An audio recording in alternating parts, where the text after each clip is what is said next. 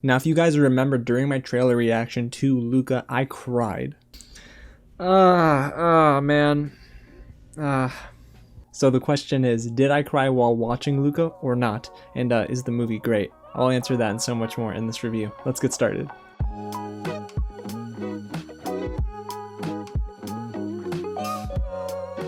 Ciao ragazzi, James here with another real review, and today we're going to dive right into Disney Pixar's Luca, which is streaming this weekend on Disney Plus for free, no premiere access, but a huge thank you to the team over there at Disney Plus for giving me the chance to watch this early for review. It's directed by Enrico Casarosa, and it's starring Jacob Tremblay, Jack Dylan Grazer, and Maya Rudolph. Also, there's a slew of other voices that you will recognize here in this movie that we'll talk about, and some newcomers on the scene that really took my breath away. The movie takes place in a town called Portorosso, and it stars two friends, Luca and Alberto, as they struggle with trying to be human and masking their real identities as, well, sea monsters. And honestly, I feel a little bit bad about saying sea monster. But guys, before we get into what I liked and what I didn't like about this movie, if it is your first time here at the channel, welcome to Real James, where I talk about films early like this all the time. So if you don't want to miss out, go ahead and hit the big red button below, subscribe to the channel, tap on that bell, and smash that thumbs up button if you're a big Pixar fan just like myself, and get loud down below in the comments. Let me know, did Luca actually get and meet your expectations, or did it kind of disappoint you?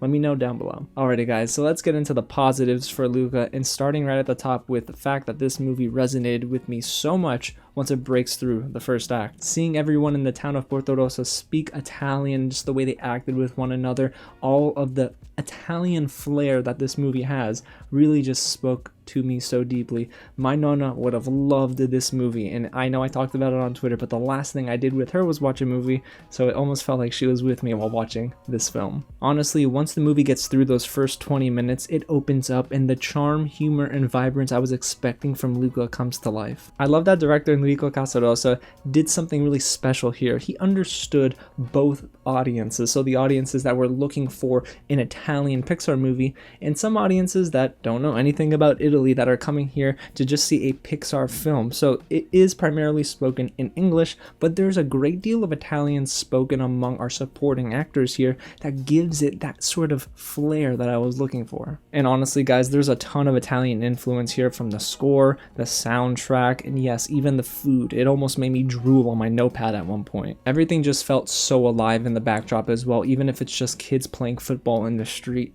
It was so beautiful to see, and honestly, I never knew that I needed a Pixar movie in my life set in Italy until now. And when it comes to the story itself in this movie, it's incredibly heartwarming. Luca and Alberto, voiced by Jacob Tremblay and Jack Dylan Grazer, they do a good job at capturing innocence, confidence, and that coming-of-age vibe that I was coming to expect from this film. And seeing their friendship blossom over the course of this 1.5-hour runtime was a beautiful sight to see, and then you add in their wonderful acting. I could feel the confidence of Alberto and the innocence of Luca, and they both have great chemistry, and it makes the movie that much more fun. And then you add in Julia, who's voiced by Emma Berman, and she is basically the first human friend that Luca and Alberto make, and she enlists in their help to try and hopefully win the Portorosso Cup, an annual race that you get to know in this film. And to me, Emma Berman stole the show. Not only is Julia a great character, but Emma Berman, for not having the most voice acting experience in Hollywood, she absolutely crushes it here. She brings a level of energy that is rarely matched from scene to scene, and another standout for me is Ercole, voiced by Saverio Raimondo. Even though he's the antagonist in this movie, I don't know what it was, but the character was so over the top, a little zany sometimes, and yes, it was predictable to understand what would happen to this character, but I just loved the acting here. It really just brought a different layer to the film. And to my surprise, Saverio Raimondo actually outshines our leads at times. And then there's Massimo, a quiet but stern father to Julia, who takes in Luca and Alberto as guests in his home. The dialogue that Marco Botticelli gets in this movie is not spectacular, and he doesn't actually get a lot of speaking lines anyway, but there's something in that third act that brought me close to tears, and I thought, break out the Kleenex. So let's move away from the acting now, guys, and get into the animation here. As we know, Pixar films are definitely known for their outstanding animation, and in Luca, that's no exception. Now, I can't lie to you guys, there were moments where I thought the character models were lacking just a little bit, but what I found so beautiful was the backdrop, all of the colors, the lighting, the shading, the water. Yeah, I know it's not hard to animate water, but there was a certain sparkle to all of those ocean scenes that really just brought this film to life. And there's a certain amount of shine that this movie has that I haven't seen before in a Pixar film. Now, that's not to say this is the most beautiful Pixar film that I've seen, but there's something so special about the setting and the way that director Enrico Casarosa just captures the freedom found in Italy that just made me feel like I was escaping for an hour and 30 minutes. Luca also has an incredible second act here, guys, that just breezes by and leads right into an incredibly heartwarming finale. I was nearly brought to tears in the final 10 minutes where I had my hand over my heart and I was saying, oh my gosh. There's a certain build-up to this film that really pays off at the end, and the biggest takeaway isn't even the humor or the Portorosso Cup storyline. To me, there's a simple story here with Luca that works well for the film, and it serves the characters well also. I love the fact that it's simple. I love that it's not trying to be bigger than itself. It does what it does in the movie very well. Now guys, while Luca does have a lot to love, it also misses the mark in a couple of key areas. So let's start with some of the negatives here in this movie. And at the top of the list is the first act. Boy, the first 20 minutes of this movie were really rough for me. I was actually questioning the decisions made in the first act because not only was it hit and miss, I didn't know whether or not they were going to dive into the Italian culture that this movie was boasting about before I sat down in my seat. The pacing felt a little bit off, and I don't necessarily think all of the jokes landed for me. And also, when we do get to the Luca Alberto first encounter, on the surface, I was like, okay, I understand why they did this so early on in the movie, but it didn't feel like there was a proper build up there, and it felt a little rushed. And one thing that we also get introduced to early on in the film is the duo of Maya Rudolph and Jim Gaffigan. And unfortunately, I also find out very quickly that both of those actors who are really good, and I genuinely love their voice work, especially Maya Rudolph in Mitchell's vs. the Machines, but here, I just don't feel like it worked for me. And while I understand the need to focus on their subplot where Luca's parents are trying to find him in this city and they do overburden their son's life, I think they might have needed to rework these scenes. Basically every moment with both of them took me out of the movie, and I do think it's because every other voice actor kind of provided a different level of immersion, and both Maya Rudolph and Jim Gaffigan just felt a little bland to me. And guys, I don't want to have to get started with Uncle Luca, who's voiced by the extremely talented Sacha Baron Cohen. He's great, don't get me wrong, I love his acting, and you know he can do no wrong when it comes to Borat or even in Trial of the Chicago 7.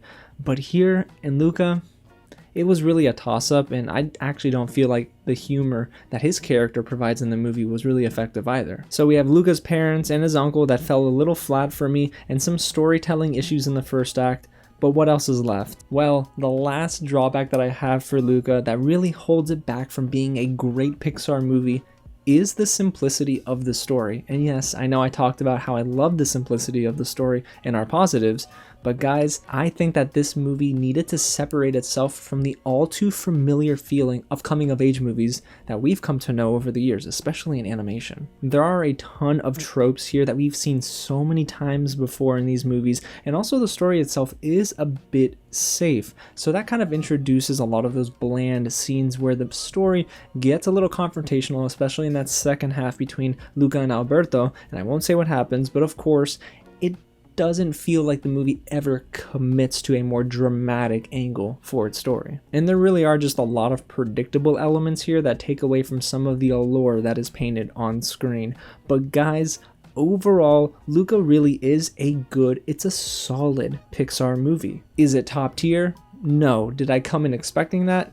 Well, I wanted that, but we didn't get it, and especially when it comes to the storytelling in this movie, the voice acting is pretty good for the most part, and I love the culture that this movie builds, and the Italian music, the food, the language. It really spoke to me. And like I said, it resonated with me so well. But I just think that there are some areas that holds this movie back from being more than just a solid Pixar film. It will definitely please every moviegoer that watches it in terms of the animation, and then you have the amazing backdrop and the colors that this movie plays with. And there are beautiful moments in that third act that really just reminded me of how great Pixar can be. And I do love Giulia, Luca, and Alberto. That trio, they just really complete the movie for me, and they showcase a lot of what this movie could have been if it maybe would have committed a little bit more to that instead of some more of the tropes that we see as the film goes on. But again, guys, I do recommend Disney Pixar's Luca if you're looking for a film that will help you escape for an hour and a half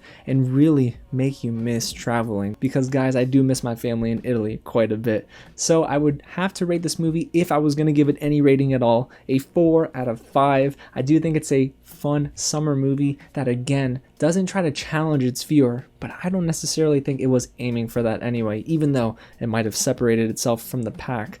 So guys, there you have it. That's my real review of Disney Pixar's Luca. Now I need to know what you think down below, so go ahead and let me know if you agree with me, if you disagree with me. We can have all that conversation in the comments. And if you haven't already, hit the big red button below and subscribe to the channel, guys. Tap on that bell and hit that thumbs up button if you're a big fan of pasta, because Lord knows I need some pasta right now, but it's got to be cooked al dente. Can't be any of that thin stuff. We don't mess with that. Alrighty guys, again, thank you so much for watching, and I'll catch you at the next screening. And I probably should have figured out how to say that in Italian. Man, dang it, next time.